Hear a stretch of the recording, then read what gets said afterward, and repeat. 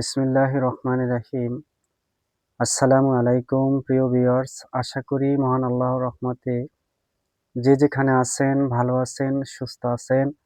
সবার সুস্থতা কামনা করে আরও একটি ভিডিও নিয়ে আসছি, কাল ভৈরবের খড়গ দিয়ে দেহ বন্ধন করা।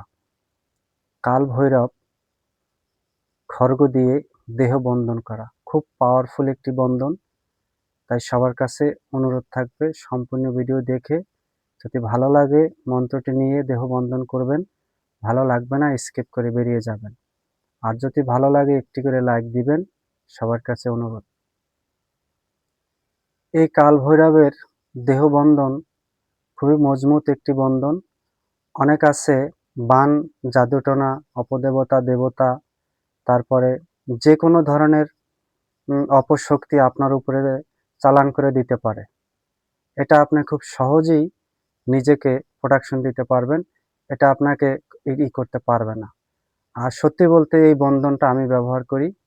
এই কাল ভৈরবের দেহবন্ধন, কাল ভৈরবের খড়গ দিয়ে দেহবন্ধন করা, এটা কিন্তু খুব মারাত্মক। কারণ কুফরিতে কিন্তু কুফরি কাটে। এটা কিন্তু আপনাদের বোঝা দরকার। যদি কোনো ব্যক্তি কুফরি করে আপনার উপরে, মানে অপশক্তি চালান করে অথবা হাড্ডি চালান করে বা কবরের আত্মা চালান করে, তাহলে এই ধরনের বন্ধন আপনি ব্যবহার করবেন, তাহলে আপনাকে ক্ষতি করতে পারবে না। সর্বপ্রথম স্ক্রিনে মন্ত্রটা দেখেন। এই মন্ত্রটা খুব সহজ নিয়মে আপনি ব্যবহার করবেন। ব্যবহারের ২টা নিয়ম, সেটা হলো ভোরে ভোরে নামাজের পরপর বন্ধ করবেন এবং মাগরিবের নামাজের পরপর বন্ধ করবেন। যারা অন্যান্য ধর্মের অবলম্বী আছেন তারা ওই দুইটা ক্ষণে বন্ধ করবেন। তাহলে এই ২টা ক্ষণে যদি বন্ধ করেন, তাহলে রাত্রেও আপনার কেউ ক্ষতি করতে পারবে না, আর দিনের বেলাও কেউ ক্ষতি করতে পারবে না। এখন বর্তমানে যুগে এমন ধরনের কবিরাজ, কিছু কবিরাজ, বয়স্ক কবিরাজ আছে চিটাগাংয়ে, তারপরে গাজীপুরে, বাংলাদেশের বিভিন্ন জায়গায়। তারা ওই যে দিনের বেলা একেবারে ফ্যাশন দিয়ে হাঁটাচলা করে, লম্বা দাড়ি, মাথায় বড় টুপি, কিন্তু রাত্রেবেলা তারা এই যে কোরআনের উপরে দাঁড়িয়ে কাজ করে, তারপরে হাড্ডি দিয়ে কাজ করে, তারপরে যে আত্মা, কবরের আত্মা চালান দিয়ে কাজ করে। মানে তাদের সাথে যদি আপনার একটু কথার এদিক সেদিক হয়, একটা জিনিস যদি তারা চায়, যদি আপনি না দেন, তাহলেই তারা আপনার উপরে ছোঁয়ার করে দিবে। এমন ছোঁয়ার করে দিবে, আপনার সংসার ছিন্ন বিচ্ছিন্ন করে দিবে, আপনার যে কর্ম করেন কর্মটা বিচ্ছিন্ন করে দিবে। এক কথায় আপনাকে দেউলিয়া করে দিবে। তাদের উদ্দেশ্য করে একটা কথা বলি, আসলে আপনিও মারা যাবেন, আমিও যাব, সবাই যাবে। কিন্তু অন্যের ঘুম নষ্ট করে, অন্যের জীবনটাকে আপনি নরক করে দিয়া আপনি ভালো থাকবেন, এটা কিন্তু আসলে ভালো না। আমি মনে করি আপনিও ভালো থাকেন, অন্যকেও ভালো থাকতে দেন।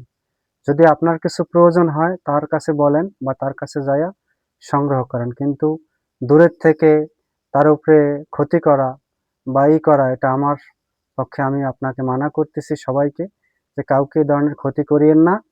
যার কাজ সে করেন, যার চিন্তা সে করেন, কোনো ব্যক্তির কাজে হস্তক্ষেপ করিয়েন না, সবার কাছে অনুরোধ। আর আজকের যে মন্ত্রটা দিলাম, ২টা ক্ষণে বন্ধ করবেন। একটা ক্ষণে হলো সকালে ৩ বার বুকে ফু দিবেন এবং সন্ধ্যায় ৩ বার বুকে ফু দিবেন। মাগরিবের নামাজের পর দেবেন ৩ বার, ৩টা বুকে ফু দিবেন এবং সকালে ভোরে নামাজের পরে ৩টা বুকে ফু দিবেন। ফু দিয়ে ঘুমিয়ে যাবেন, তাহলে আপনার শরীরে কোনো ধরনের অপশক্তি, আত্মা চালান, জিন চালান, হাড্ডি চালান, এগুলো আপনার শরীরে বান চালান, কুফরি কালাম চালান আপনার শরীরে ঢুকাতে পারবে না। কারণ এই কাল ভৈরবের খড়গ দিয়ে দেহ বন্ধন করা, এটা কিন্তু চারটেখানি কথা না। আর আরও একটা মন্ত্র আছে কাল ভৈরবের, সেটাও খুব পাওয়ারফুল, সেটাও আমি অন্য ভিডিওতে দেব। অবশ্যই আমার চ্যানেলে থাকলে আপনারা নিয়মিত পাবেন। আমার যা হয় হোক, আমি প্রতিটা মানুষকে ভালো থাকতে দেখতে চাই এবং প্রতিটা মানুষই শিখুক, নিজের কাজ নিজে করুক, কোনো তান্ত্রিকের ভরসা যেন করা না লাগে। আশা করি সবাই বুঝতে পারছেন। ভিডিওর কোনো অংশে না বুঝে থাকেন অবশ্যই কমেন্ট করবেন। আর এই দেহবন্ধনটা প্রত্যেককেই আমি যারা আমার ভিডিও নিয়মিত দেখেন প্রত্যেকেরই বলবো এই দেহমন্থনটা প্রতিদিনই করবেন। তাহলে কোনো অপশক্তি আপনার কোনো ক্ষতি করতে পারবে না। সবাই ভালো থাকেন, সুস্থ থাকেন। আজ এই পর্যন্তই। আসসালামু আলাইকুম ওয়া রাহমাতুল্লাহি ওয়া বারাকাতুহু।